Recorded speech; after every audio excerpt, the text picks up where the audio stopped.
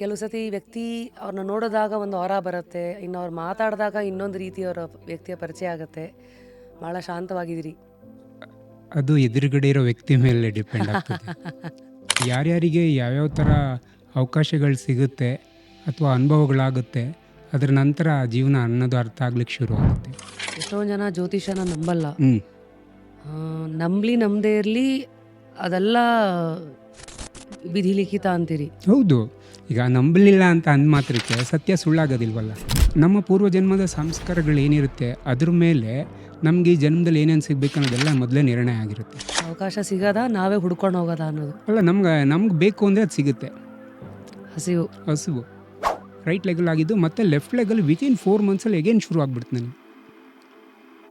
ಅಷ್ಟೆಲ್ಲ ಫಾಲೋ ಮಾಡಿದ್ರು ಎಗೇನ್ ಶುರು ಆಯಿತು. ಒಂದು ಹಾಸ್ಪಿಟ್ಲು ಹೋದೆ ಟ್ರೀಟ್ಮೆಂಟಿಗೆ, ಅಲ್ಲಿ ರಾಂಗ್ ಟ್ರೀಟ್ಮೆಂಟ್ ಆಗಿ ಲೆಫ್ಟ್ ಲೆಗ್ ಮಾರಾಮಾರಿ ಗ್ಯಾಂಗ್ರೀನ್ ಆಗಿಬಿಡ್ತು. ಅಯ್ಯಯ್ಯೋ, ಮಾರಾಮಾರಿ ಗ್ಯಾಂಗ್ರೀನ್ ಅಂದರೆ ಬದುಕೇ ಬೇಡ ಅನ್ನೋಷ್ಟು ನೋವು, ತಡೆಯೋಕ್ಕಾಗಲ್ಲ. ಅಂದರೆ ಏನು ಆಗ್ತಾ ಇತ್ತು ಆ ಟೈಮಲ್ಲಿ? ನಿಮ್ಮ ದಿನಚರಿ ಹೇಗಿತ್ತು? ಎಲ್ಲೂ ಹೋಗೋಕ್ಕಾಗಲ್ಲ, ಗ್ಯಾಂಗ್ರೀನ್ ಆಗಿದೆ, ಮನೇಲಿದ್ದೀನಿ, ಪಸ್ ಬರ್ತಾ ಇರುತ್ತೆ, ವಾಸಿ ಆಗುತ್ತೆ ನೋವು, ಓಪೋ, ಬೇರೆ ದಾರಿ ಇಲ್ಲ ನನಗೆ, ಹುಷಾರಾಗಲೇಬೇಕು, ದುಡ್ಡಿಲ್ಲ, ಆಟೋ ಡ್ರೈವರ್ ಆಗಿದ್ದವನಿಗೆ ದುಡ್ಡಿಲ್ಲ, ಅದು ಗಾಡಿ ಓಡಿಸಿದ್ರೇ ದುಡ್ಡು. ಕೆಲಸ ಮಾಡ್ತಾಯಿಲ್ಲ, ಕೆಲಸ ನಿಂತು ಹೋಗ್ಬಿಟ್ಟಿದೆ.